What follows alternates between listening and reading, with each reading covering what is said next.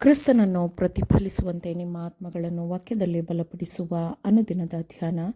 ಇಂದಿನ ಧ್ಯಾನದ ಶೀರ್ಷಿಕೆ, ಕಷ್ಟ ಸಂಕಟಗಳನ್ನು ತಾಳಿಕೊಳ್ಳುವವರನ್ನು ಪೇತ್ರನು ಬಲಪಡಿಸಿದನು. ಈ ದಿನದ ದೇವರ ವಾಕ್ಯ, ಬಂಗಾರವು ನಾಶವಾಗುವಂಥದ್ದಾಗಿದ್ದರೂ ಅದನ್ನು ಬೆಂಕಿಯಲ್ಲಿ ಪುಟ ಹಾಕಿ ಶೋಧಿಸುವುದುಂಟಷ್ಟೇ. ಬಂಗಾರಕ್ಕಿಂತ ಅಮೂಲ್ಯವಾಗಿರುವ ನಿಮ್ಮ ನಂಬಿಕೆಯು ಈ ಕಷ್ಟಗಳಿಂದ ಶೋಧಿತವಾಗಿ ಯೇಸು ಕ್ರಿಸ್ತನು ಪ್ರತ್ಯಕ್ಷನಾಗುವಾಗ ನಿಮಗೆ ಕೀರ್ತಿ ಪ್ರಭಾವಮಾನಗಳನ್ನು ಉಂಟುಮಾಡುವುದು. 1 ಪೇತ್ರ 1ನೇ ಅಧ್ಯಾಯ 7ನೇ ವಚನ. ಕೆಟ್ಟತನಕ್ಕೆ ತಮ್ಮನ್ನು ತಾವೇ ಒಪ್ಪಿಸಿಕೊಟ್ಟ ಮಾನವರು ಶೋಧನೆಗೆ ಒಳಗಾದವರನ್ನು ಮತ್ತು ತಪ್ಪು ಮಾಡಿದವರನ್ನು ದಯೆಯಿಂದ ನಡೆಸಿಕೊಳ್ಳದೆ ಕಠಿಣರಾಗಿ ನಡೆಸಿಕೊಳ್ಳುತ್ತಾರೆ. ಅವರಿಗೆ ಹೃದಯವನ್ನು ಓದಲು ಸಾಧ್ಯವಿಲ್ಲ. ಅವರಿಗೆ ಶೋಧನೆಗೊಳಗಾದವರ ಹೋರಾಟವೂ ತಿಳಿದಿರುವುದಿಲ್ಲ. ಅವರಿಗಾಗುವ ನೋವೂ ತಿಳಿಯುವುದಿಲ್ಲ.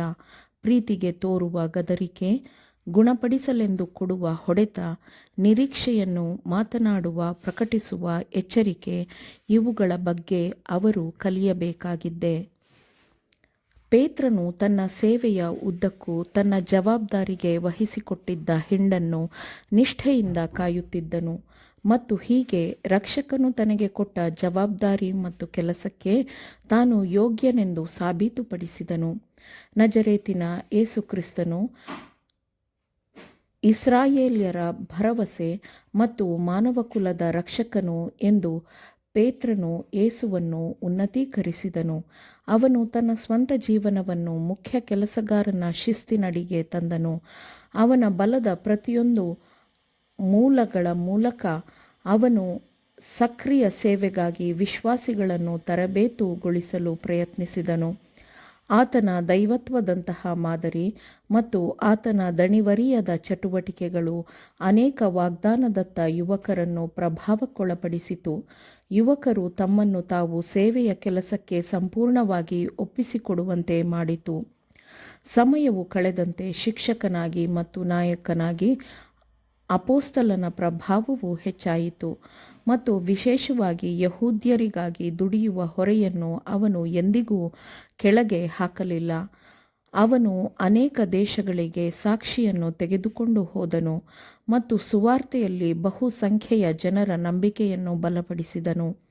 ನಂತರದ ತನ್ನ ಸೇವೆಯ ವರ್ಷಗಳಲ್ಲಿ ಪೊಂತ, ಗಲಾತ್ಯ, ಕಪದೋಕ್ಯ, ಆಸ್ಯ ಮತ್ತು ಬಿಥೂನ್ಯ ಎಂಬ ಸೀಮೆಗಳಲ್ಲಿ ಚದುರಿರುವಂತಹ ವಿಶ್ವಾಸಿಗಳಿಗೆ ಬರೆಯಬೇಕೆಂದು ಅವನು ಪ್ರೇರೇಪಿಸಲ್ಪಟ್ಟನು. ಅವನ ಪತ್ರಗಳು ಶೋಧನೆ ಮತ್ತು ಸಂಕಟಗಳನ್ನು ಸಹಿಸಿಕೊಳ್ಳುತ್ತಿದ್ದವರ ಧೈರ್ಯವನ್ನು ಪುನರುಜ್ಜೀವನಗೊಳಿಸುವ ಮತ್ತು ಹೆಚ್ಚಾದ ಶೋಧನೆಗಳಲ್ಲಿ ಅವರ ನಂಬಿಕೆಯನ್ನು ಬಲಪಡಿಸುವ ಸಾಧನಗಳಾಗಿದ್ದವು ಮತ್ತು ಹೆಚ್ಚಾದ ಶೋಧನೆಗಳ ಕಾರಣದಿಂದ ದೇವರ ಮೇಲಿನ ತಮ್ಮ ಹಿಡಿತವನ್ನು ಕಳೆದುಕೊಳ್ಳುವ ಅಪಾಯದಲ್ಲಿದ್ದವರನ್ನು ಸತ್ಕಾರ್ಯಗಳ ಕಡೆಗೆ ಚೈತನ್ಯಗೊಳಿಸುವ ಸಾಧನಗಳಾಗಿದ್ದವು. ಈ ಪತ್ರಗಳು ಕ್ರಿಸ್ತನ ಕಷ್ಟಗಳನ್ನು ಮತ್ತು ಕ್ರಿಸ್ತನ ಸಮಾಧಾನವನ್ನು ಹೆಚ್ಚಾಗಿ ಉನ್ನತೀಕರಿಸಿದ ಒಬ್ಬ ವ್ಯಕ್ತಿಯಿಂದ ಬರೆಯಲ್ಪಟ್ಟಿವೆ ಎಂಬ ಮುದ್ರೆಯನ್ನು ಹೊಂದಿವೆ. ಅವನ ಸಂಪೂರ್ಣ ಅಸ್ತಿತ್ವವು ಕೃಪೆಯಿಂದ ಮಾನಸಾಂತರಗೊಂಡಿತು ಮತ್ತು ಶಾಶ್ವತ ಜೀವನದ ಅವನ ಭರವಸೆಯು ಖಚಿತವಾಗಿತ್ತು, ಸ್ಥಿರವಾಗಿತ್ತು. ವಯಸ್ಸಾಗಿದ್ದ ದೇವರ ಸೇವಕನು ತನ್ನ ಮೊದಲ ಪತ್ರದ ಆರಂಭದಲ್ಲಿಯೇ ತನ್ನ ಕರ್ತನಿಗೆ ಸಲ್ಲಿಸಬೇಕಾದ ಸ್ತುತಿಯನ್ನು, ಕೃತಜ್ಞತಾಸ್ತುತಿಯನ್ನು ಸಲ್ಲಿಸಿದನು. ನಮ್ಮ ಕರ್ತನಾದ ಯೇಸು ಕ್ರಿಸ್ತನ ತಂದೆಯೂ ದೇವರೂ ಆಗಿರುವಾತನಿಗೆ ಸ್ತೋತ್ರವಾಗಲಿ.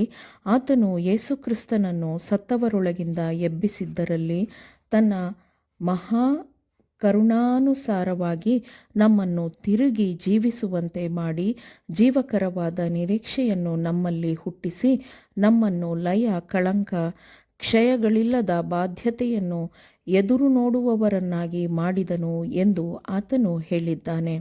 ಹೊಸದಾಗಿ ಮಾಡಲ್ಪಡುವ ನೂತನ ಭೂಮಿಯಲ್ಲಿ ತಮಗೆ ದೊರಕುವ ಖಚಿತವಾದ ಬಾಧ್ಯತೆಯ ಭರವಸೆಯಲ್ಲಿ ಆರಂಭಿಕ ಕ್ರೈಸ್ತರು ತೀವ್ರವಾದ ಶೋಧನೆ ಮತ್ತು ಸಂಕಟಗಳ ಸಮಯಗಳಲ್ಲಿಯೂ ಸಹ ಸಂತೋಷಪಟ್ಟರು. ಆಮೇನ್. ದೇವರ ವಾಕ್ಯಗಳನ್ನು ಶ್ರದ್ಧೆಯಿಂದ ಆಲಿಸುವವರು ಮಾತ್ರವೇ ಆಗಿರದೆ ಪಾಲಿಸುವವರೂ ಆಗಬೇಕೆಂದು ನಿಮ್ಮನ್ನು ಉತ್ತೇಜಿಸುತ್ತೇನೆ. ಪರಿಶುದ್ಧಾತ್ಮನ ಸಹಾಯದಿಂದ ಆಲಿಸಿದ ನಿಮ್ಮೆಲ್ಲರಿಗೂ ಧನ್ಯವಾದಗಳು. ಮತ್ತೆ ದೈನಂದಿನ ಧ್ಯಾನಕ್ಕಾಗಿ ನಾಳೆ ಸಂಧಿಸೋಣ. ಆಮೇನ್.